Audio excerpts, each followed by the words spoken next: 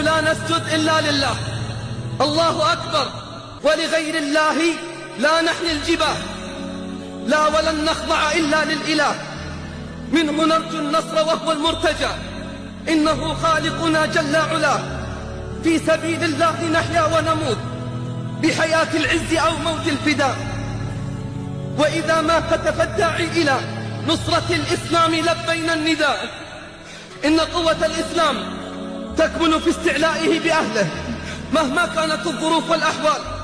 يتهمون أهله بالإرهاب والتطرف والتشدد إلى غيرها من الاتهامات الباطلة، يريدون أن يطفئوا نور الله بأفواههم، ويأبى الله إلا أن يتم نوره ولو كره الكافرون.